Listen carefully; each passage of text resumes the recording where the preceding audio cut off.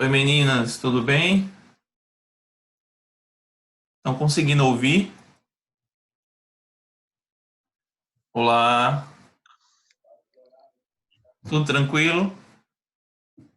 Vamos esperar o pessoal entrar agora para a gente começar, tá? Esperar 2 minutos para que a gente possa conversar. Valeu, Stephanie. Pronto, deu certo. Beleza. Henrique está conectando, Daniel também. Ajeitar aqui o slide. Tudo certinho. Show de bola. Vamos lá. Lá,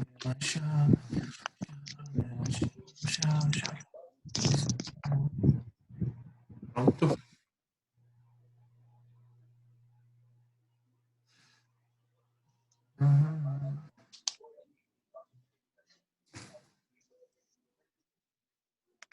Aqui. Pessoal, vocês estão vendo aí na tela o slide da aula? Sim. Massa, valeu, Duda. Tudo tranquilo. Amiguinhos, é o seguinte.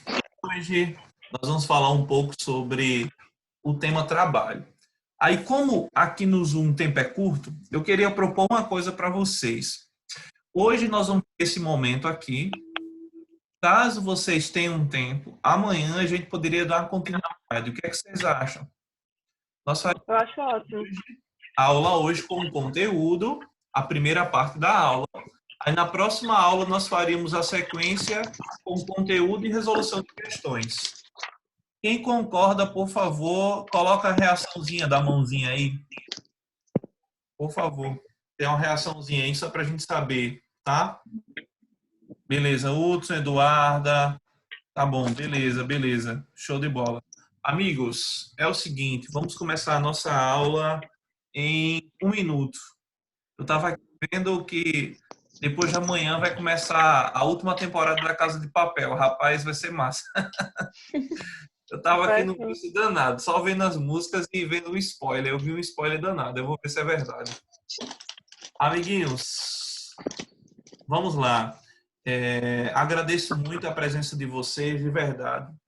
Antes de começar, eu sei que está um momento difícil, não só para vocês, para os pais, a questão econômica também se altera, tudo muda. Para nós professores, nós estamos trabalhando demais, demais, demais, demais. Hoje eu já gravei 6 aulas, cara. Eu tô anotando quantas aulas eu gravei desde o início. Eu gravei aproximadamente 52 aulas, então é muito pesado. Então é o seguinte, enquanto esse período não passa, vamos refletir um pouco sobre esse cenário da pandemia e vamos refletir dentro da nossa perspectiva da sociologia, tudo bem? Então, o que é que nós vamos fazer hoje? Nós vamos retomar, dentro da sociologia, os principais conceitos daquilo que nós vamos entender como perspectiva do mundo do trabalho. O que é que eu vou fazer aqui agora? Eu vou começar a gravação de novo, vou gravar aqui a nossa aula para que quem está presente não fique sem acesso e vamos começar. E fechei já. Tal. ESC aqui. Pronto. Compartilha a tela. Vamos embora. Vou projetar agora que nós vamos trabalhar. Pessoal, uma coisa importante é entender a questão do mundo do trabalho hoje. Nós devemos primeiro refletir sobre essa imagem aqui no primeiro slide. Olha só, na tela vocês estão vendo uma pessoa que está lá em situação de rua e as outras estão paradas. Qual é a metáfora que nós vamos fazer a partir daí do ponto de vista do trabalho? Basicamente, boa parte das pessoas no mundo todo pararam suas atividades. Mas as pessoas em situação de rua, que vivem de doações e têm problemas de inserção na sociedade, elas continuam em movimento, tentando desenvolver, ter acesso a alguma coisa para sobreviver. Vai ser a partir daí que nós vamos começar a dialogar, tudo bem? Eu vou fazer o seguinte, a nossa aula vai até 5h30, e depois eu vou deixar 10 minutos para que vocês tirem todas as dúvidas, tá certo? Pode ser assim, pessoal? Tudo tranquilo? Podemos fazer assim? Beleza, valeu. Vamos avançar. Primeiro, imagine aí essas profissões que não pararam. Professores, responsáveis pelo trânsito, bombeiros, policiais e por aí vai. Nenhum deles pararam. Isso tem uma relação muito grande com o nosso contexto de sociedade, com o modo como a nossa sociedade vem se organizando hoje.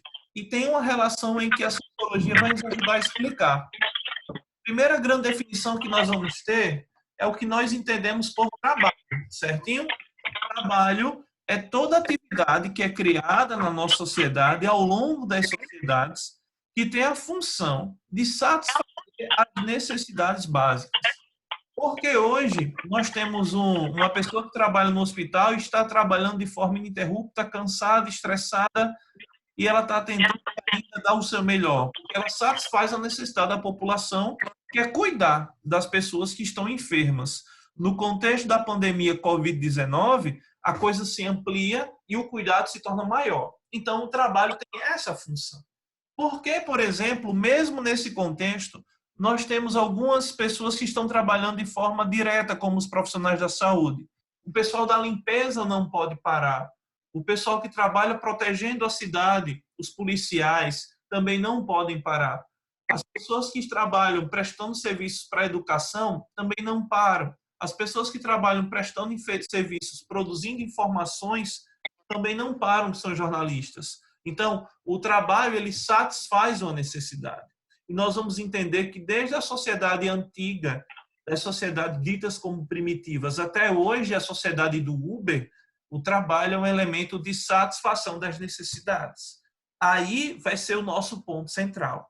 O trabalho, que vem daquele termo lá, do latim, de um instrumento de tortura conhecido como tripalium, que era um instrumento de castigo sobre aqueles que não tinham condições de exercer a atividade da forma como quem comandava gostaria, vai ser ressignificada. E nós vamos entender como autores da sociologia vão nos ajudar a refletir mediante esse cenário, tudo bem? Vamos avançar. Dentro dessa lógica aqui, pensando no mundo do trabalho, nós vamos começar a refletir dentro da primeira coisa que, quando vocês assistirem novamente a aula e receberem os slides, vocês vão ter que anotar como ponto central. Além do trabalho ser um elemento de satisfação das necessidades, o trabalho é um elemento desencadeador das sociedades. O que significa isso, Agenor? Que todas as sociedades, elas se organizam a partir da atividade produtiva que elas possuem.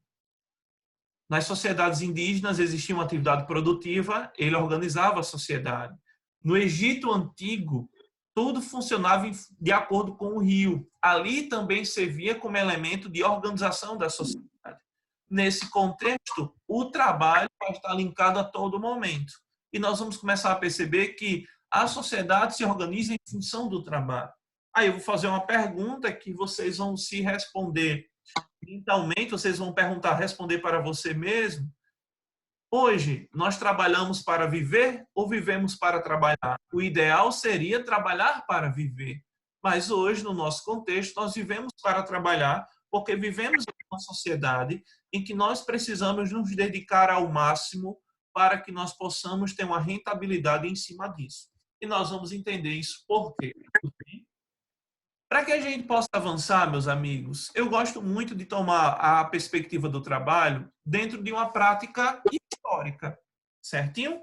Porque eu acho massa falar da parte histórica, porque você consegue situar o aluno e entender que cada sociedade passa diretamente por essas relações. A sociedade vai se organizar devido ao trabalho, certinho? Vamos avançar, meus amigos. Imaginem só que nas sociedades ditas primitivas funcionava assim. Vocês estão vendo aí, dentro da nossa sociedade, vocês vão ter, aqui nesse contexto, uma esfera que representa a sociedade e o ser humano, a sua relação com a sociedade. Nós temos a prática das sociedades primitivas do trabalho comunitário, trabalho comunal. São pessoas que desempenham atividades simples e estão totalmente inseridos com o meio. Lá não existe excedente produtivo. Lá não existe escassez de recursos. Lá vai existir uma reorganização em que todos se organizam de acordo com a divisão do trabalho e a divisão das atribuições. Para que a gente possa avançar e entender melhor, em outros modelos de sociedade, nós vamos ter, nas sociedades antigas, por exemplo, o trabalho na perspectiva do escravismo. Senhores, qual é a lógica do trabalho escravo? Nesse contexto, nas sociedades antigas, o trabalho era um elemento de organização com base numa divisão simples. Aqueles que trabalham usando a mente e aqueles que trabalham usando o corpo. Aqueles que trabalham usando a mente, na Grécia Antiga, ficou conhecido como aqueles que produzem o ócio produtivo, que muitas vezes é lembrado na analogia lá com a República de Platão, com aqueles que usam a razão para pensar sobre a vida na polis. E aqueles que trabalham, que precisam usar o labor, o trabalho braçal, o trabalho físico, eles aparentemente não usam a razão como os outros, eles têm que se submeter a isso. E é a partir daí que nós vamos ter características do trabalho escravo.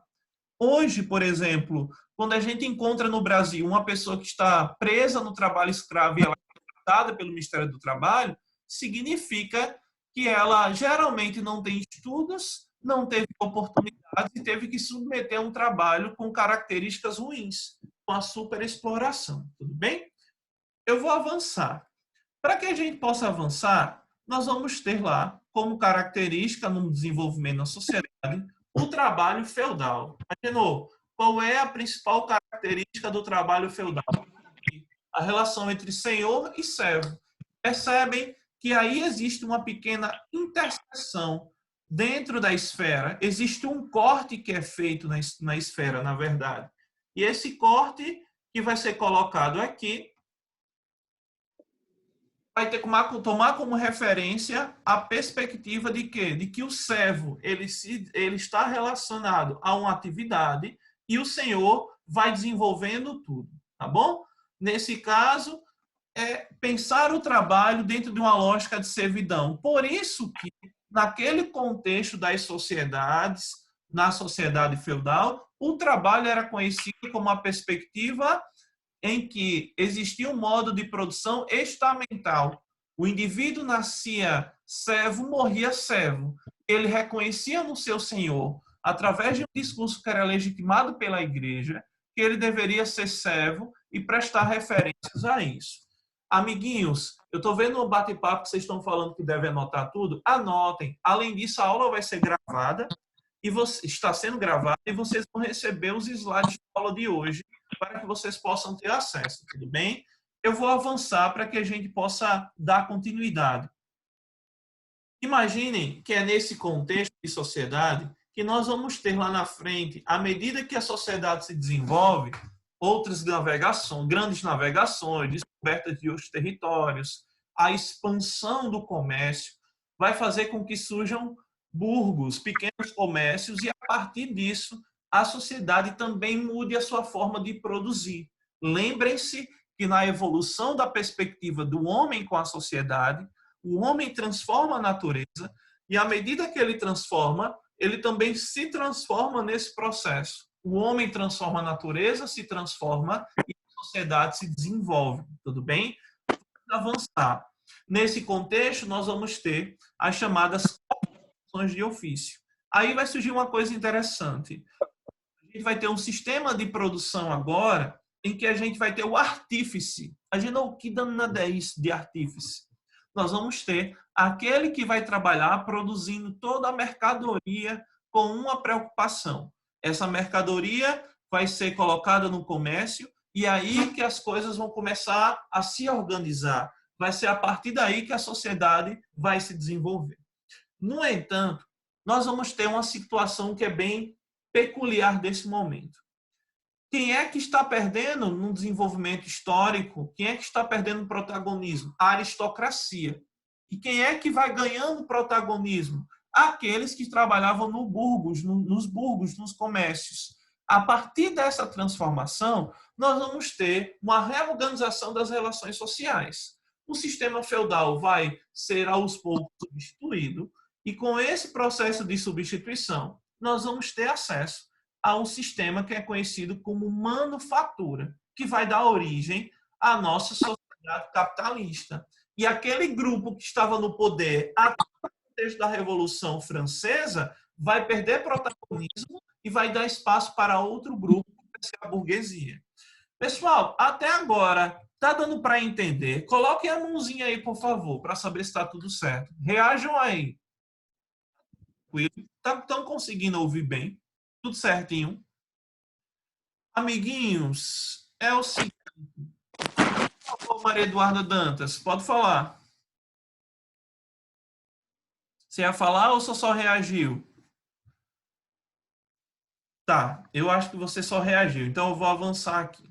Para que a gente possa avançar, pessoal, vai surgir aqui esse Mzinho dentro dessa lógica da divisão social do trabalho.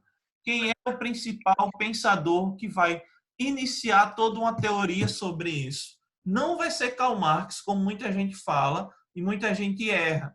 O cara que vai começar isso, ele vai defender uma ideia de que a economia deve ser livre, o Estado não precisa intervir, a ideia do laissez-faire, e que, a partir disso, a mão invisível do Estado, a mão invisível do mercado, vai reorganizar as relações sociais.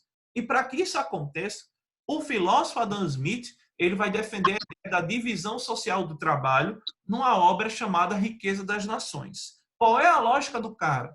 Se eu estou aqui com esse celular e eu produzo ele sozinho, eu vou demorar mais tempo. Agora, se eu dividir o trabalho para várias pessoas produzir essa mercadoria, a mercadoria vai chegar mais rápido no mercado. A economia vai se movimentar de forma mais intensa e, consequentemente, as relações sociais serão reorganizadas. Vai ser a partir daí que o mundo do trabalho vai dar continuidade. Vai ser a partir daí que nós vamos começar a organizar as relações sociais. E vai ser a partir disso que o modo de produção capitalista vai chegar para ficar. Todas as sociedades vão, aos poucos, se adaptando ao modo de produção capitalista. Hoje, 2020, as nações que não compartilham das ideias do modo de produção capitalista, sem querer, elas adotam alguns elementos, porque a própria economia vai pressionar as pessoas a se adaptarem a isso. Agora, tem uma coisa interessante. À medida que a sociedade se desenvolve, nós vamos ter outra característica. O que é que vai acontecer quando as fábricas começam a se desenvolver? Nós vamos ter o processo de proletarização. Pessoas que deixam o trabalho nos feudos e vão começar a ingressar nas corporações de ofício e das manufaturas e vão começar a todo final do mês ter que receber um quantum referente ao seu trabalho. Aí vai surgir a divisão social do trabalho e aí também vai surgir a sociedade assalariada. E vai ser a partir daí que as relações sociais vão se organizar. Imaginem que é dentro desse cenário que também nós vamos ter a seguinte situação. Quando o trabalhador está lá produzindo a sua mercadoria e a coisa se desenvolve, ele vai ser substituído por máquinas. Imagine que no filme A Fantástica Fábrica de Chocolate, por exemplo, a divisão social do trabalho vai acontecer lá quando o filho, o pai do menino, do protagonista, ele é demitido da fábrica para ser substituído por uma máquina. Isso acontece lá no século XIX, na Inglaterra, e vai dar origem a um movimento chamado de ludismo, que é quando as pessoas quebram as máquinas, os trabalhadores, e eles achavam que o problema não estava no modo de produção, mas sim nos empresários ou nas máquinas. E vai ser aí que a coisa vai se desenvolver. No entanto, à medida que a sociedade se organiza, nós vamos ter a substituição desse modelo em que a burguesia vai propor o trabalho coletivo, vai se desenvolver, nós vamos entrar no sistema de maquinofatura, a substituição do homem por máquinas vai acontecendo, e lá na frente nós vamos ter uma intensificação desse processo, onde nós vamos ter hoje um sistema de automação industrial, onde poucas pessoas estão linkadas no processo produtivo. Nós vamos revisar isso lá na frente e as coisas vão começar a se organizar. Vai ser a partir daí, meus amigos, que as relações de produção vão ganhar outra dinâmica. E vai ser a partir daí que nós vamos começar a perceber que muitas vezes o próprio desenvolvimento tecnológico, científico da sociedade capitalista também levam as pessoas para um processo de exclusão. Daí a competição da nossa sociedade, tudo bem? Eu vou avançar agora. Até agora tudo tranquilo. Se vocês quiserem, eu vou entrar em uma nova discussão aqui. E eu queria muito que quem tiver dúvida agora possa falar. Nós podemos aqui, deixe-me ver, tirar 5 minutos para sanar as dúvidas. Alguém tem alguma dúvida? Alguém tem, pessoal? Pode falar sem nenhum problema. Vou esperar, deixa eu ver aqui se alguém está falando alguma coisa. Então, deixa eu ver aqui no bate-papo agora. Tudo certo, tudo certo. Hudson, você tem alguma dúvida? Você colocou sim, sem dúvidas. Podemos avançar, pessoal?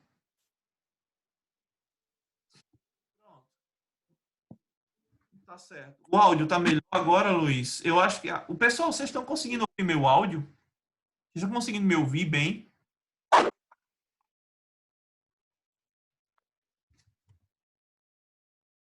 Pronto, beleza, beleza. Amigos, eu vou avançar agora, certo? E eu vou me organizar e vamos começar a discutir sobre isso, tá bom? Vamos avançar. Meus amigos, dentro dessa lógica aqui, vamos começar a pensar dentro dessas características. Dentro da lógica do mundo do trabalho, nós vamos começar a refletir sobre o modo como os autores vão começar a pensar o mundo do trabalho. Aí eu queria refletir com vocês uma coisa que é muito bacana.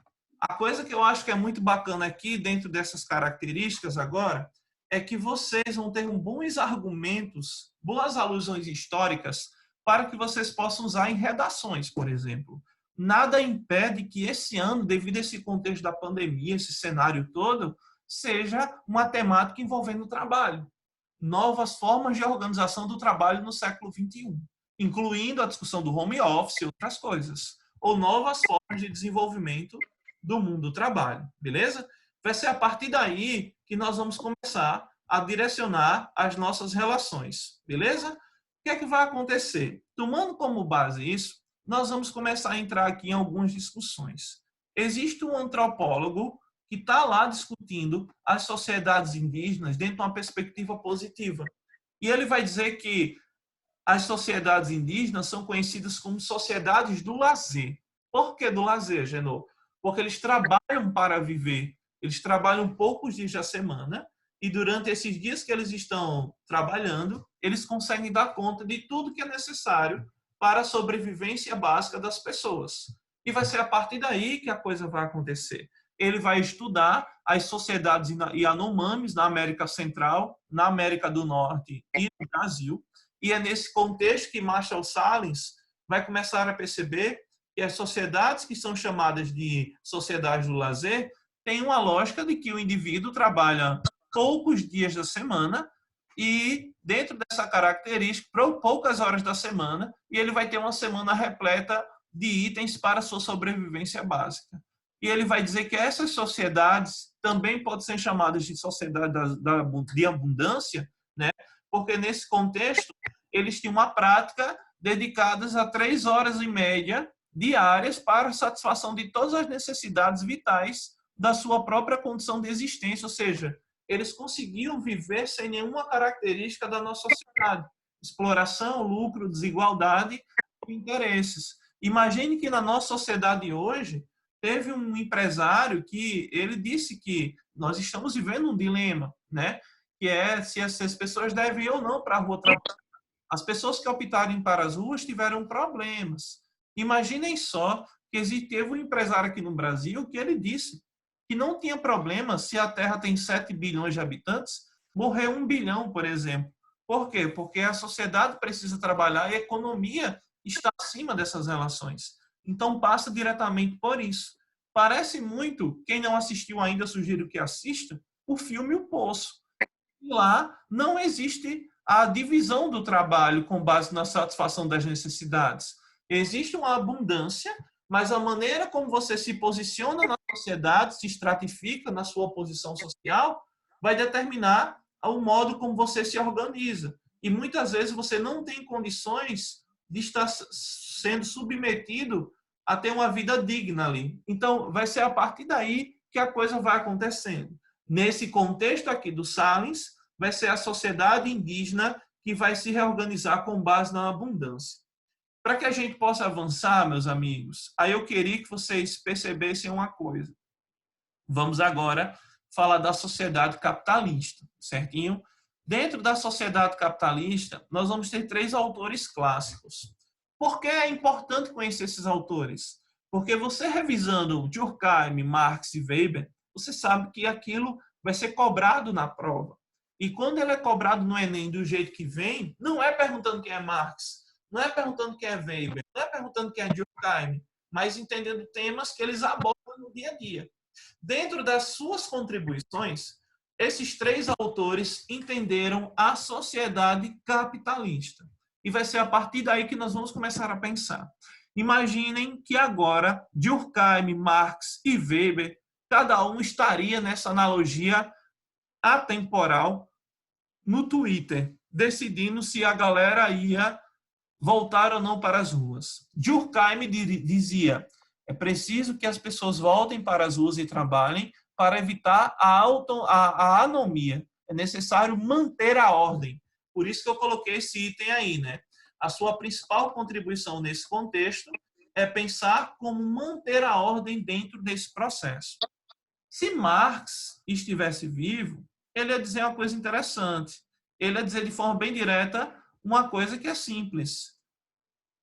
Quem é que vai trabalhar para manter a ordem? Quem é que vai trabalhar e voltar para as ruas no Covid-19? Serão os trabalhadores. Então, vai aumentar a exposição dos trabalhadores ao vírus e, consequentemente, a exploração do trabalho. Ou seja, ele pensaria diferentemente de Durkheim.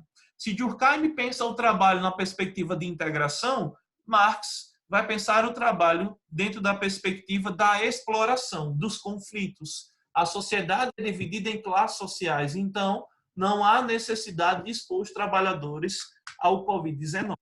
Se ele estivesse vivo, Max Weber ia dizer que quem vai decidir quem vai ou não para a rua é o indivíduo. O Estado ele não pode determinar, a sociedade não pode determinar as ações dos indivíduos, porque ele é um ser racional e ele assume sua responsabilidade. Eu vou dar um exemplo. Eu fui ao banco ontem e eu estava com medo, com máscara, álcool em gel, não sei o quê. E quando eu fui lá, tiveram pessoas que disseram: eu assumo o risco de estar aqui sem luva e nada. A lógica de Max Weber. O indivíduo, ele pensa o trabalho dentro das suas ações individuais. E são as suas ações individuais que posteriormente podem influenciar na sociedade, tá bom? Então, são 3 perspectivas diferentes sobre o mundo do trabalho. Para que a gente possa avançar, eu queria que a gente refletisse de forma simples 3 características que são importantes. Durkheim, ele é um filósofo, um sociólogo que é influenciado por Augusto Comte e ele é conservador. Ele pensa a sociedade na lógica de manter a ordem. Na aula que nós vamos resolver questões, vocês vão entender muito bem o que eu estou querendo colocar. Ele está preocupado em garantir a harmonia social. Se ele estivesse hoje tomando como base isso, Durkheim estaria do lado do nosso presidente, estaria do lado do presidente da Colômbia, estaria do lado do presidente da Arábia Saudita, que acha que as pessoas devem ir para a rua trabalhar para que a economia não quebre e as pessoas também tenham condições de vida. Qual é a ideia? Ele tem uma perspectiva conservadora. Marx, se ele estivesse hoje, ele está do lado de quem? Das pessoas que defendem a proteção dos trabalhadores. Deixa o trabalhador em casa, dá uma renda para ele enquanto não passa a pandemia. Por quê? Porque a nossa sociedade já explora o trabalhador de forma demasiada. Então, era necessário, enquanto não se transforma a sociedade, garantir isso. E Marx ainda ia fazer uma crítica interessante. Ele diria de forma bem contundente o seguinte: o que é que está acontecendo? A sociedade capitalista está ruindo. Por quê? Porque vivemos um colapso em que o Estado está deixando de intervir na sociedade, está explorando cada vez mais os indivíduos com base na exploração. A exploração do trabalho vai ser a dinâmica dessas relações. Então, chegou a hora de a gente pensar em outro modelo de sociedade, porque essa que nós vivemos não é uma sociedade adequada. Para que a gente possa fechar, Max Weber ele vai pensar só no indivíduo. Ele não está preocupado em saber se a sociedade vai ou não. Ele diz: a minha função é apenas compreender as ações dos indivíduos. Eu não posso influenciar nas suas ações. Ele vai dar sentido à sua conduta de modo individual e vai ser a partir daí que a coisa vai se organizar. Por que nós estamos avançando e nós vamos pensar dentro dessa perspectiva? Porque ambos viveram, os três viveram numa perspectiva semelhante do ponto de vista cronológico, ou seja, até 1920, esses três estavam pensando, Marx, no século XIX, o Durkheim vai até 1917 e Weber até 1920. E toda a teoria sociológica hoje entra dentro dessa perspectiva do trabalho. Vai ser a partir daí que nós vamos começar a direcionar nossas ações. O que é que nós vamos fazer agora? Eu vou segurar aqui a apresentação. Eu vou dar uma segurada porque eu sei que a gente vai avançar para outro conteúdo. E para que a gente não avance, eu vou deixar um tempo para que vocês possam tirar as dúvidas de vocês, tudo bem? E assim, fiquem à vontade, vocês podem falar aí, mandar um texto lá na caixa de diálogo lá, no bate-papo, mas fiquem à vontade que o nosso objetivo agora é sanar todas as dúvidas de vocês. Pergunto a vocês, deu para entender até agora, pessoal? Existe alguma dúvida que vocês queiram tirar? Vocês podem fazer isso agora. Nós temos 8 minutos para que a gente possa tirar todas as dúvidas, tudo bem? Quem tiver dúvida, pode falar que eu vou tentar solucionar agora, tá certo? Podem ficar à vontade.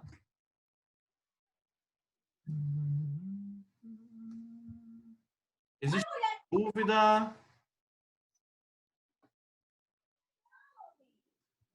Tá.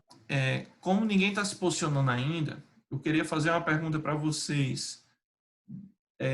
A aula hoje serviu para alguma coisa? Deu para entender mesmo nesse curto espaço de tempo?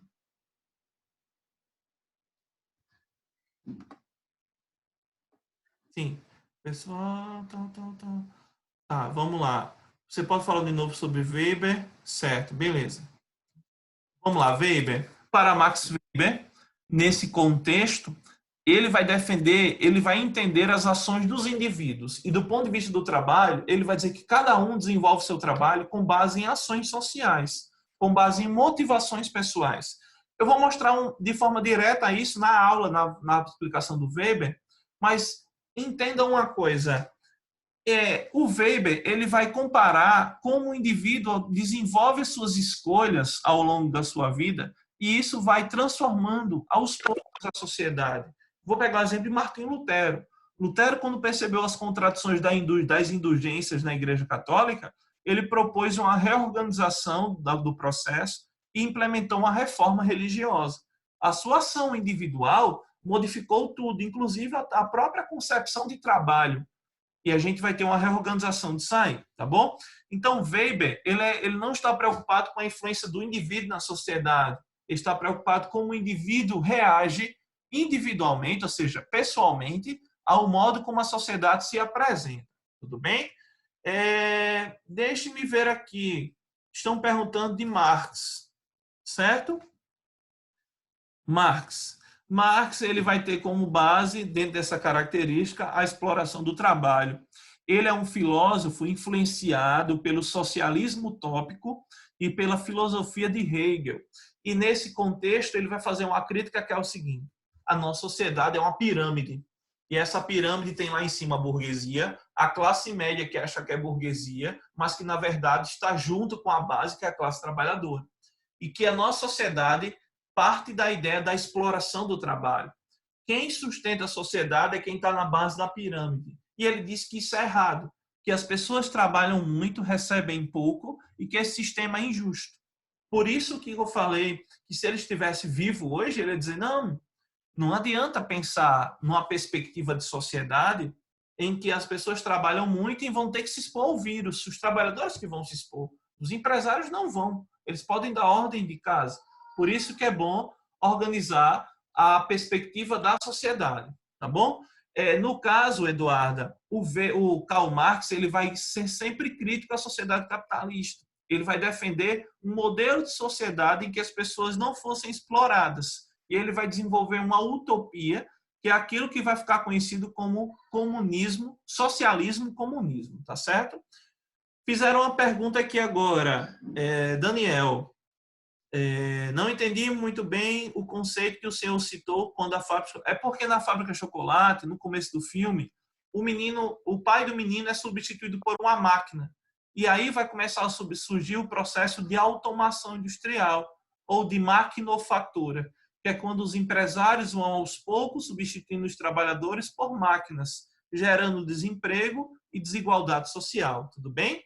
Ludismo é um movimento que ocorreu na história. Eu vou até jogar um vídeo no grupo de vocês. Um movimento que ocorreu na história no século XIX, quando o processo de maquinofatura começa e os trabalhadores começam a ser substituídos por máquinas. Aí o que é que vai acontecer?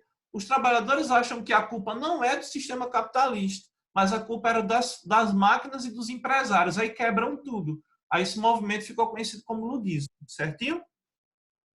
Manufatura e sistema capitalista é a mesma coisa? Ótima pergunta, Heloísa. É um processo de desenvolvimento. Desde a manufatura até hoje a uberização, vivemos dentro do mesmo sistema capitalista. E vai ser a partir daí que as relações sociais vão se organizando, certinho? Na manufatura, nós já vamos ter a quebra do modelo feudal, porque as pessoas vão ter agora que trabalhar e receber no final do mês uma relação de trabalho salarial, trabalho assalariado. E isso vai ser determinante para a organização das relações sociais. Tudo bem? Pessoal, mais alguma dúvida? Podem mandar, por favor. Fiquem à vontade.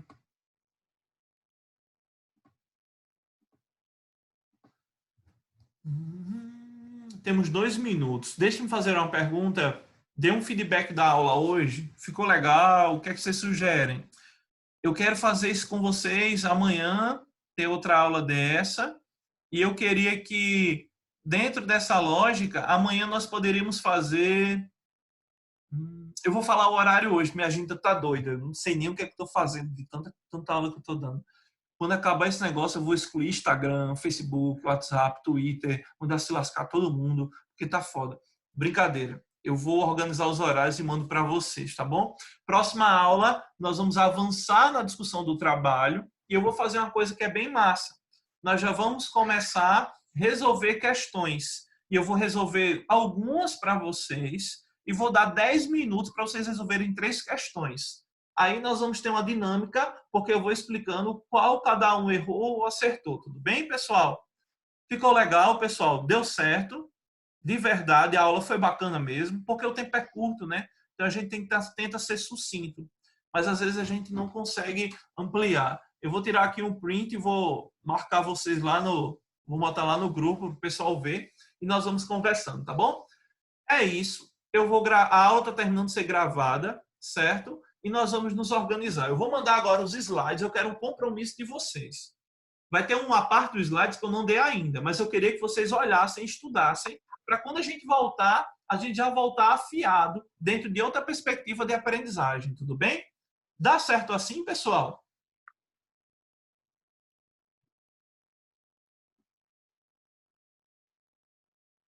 Massa. Valeu, André, Jaiane, Heloísa, Daniel, Tassiane, Luísa, Larissa, Eduarda, Jaine, Eduarda, minha atleta, Stephanie, Hudson. Ei, obrigado pela participação de vocês e vamos nos organizar, tá bom? Avaliem depois, quando a gente estiver discutindo, como é que vai ficar a lógica das questões. Eu vou encerrar aqui e depois a gente vai discutindo, tá bom? Pessoal, eu sei que a correria tá grande, mas estamos juntos, viu? Mesmo distantes, estamos juntos no sonho de vocês, tá certo? De verdade. Um abração. Tchau. Vou ter que ir agora. Valeu, tamo junto.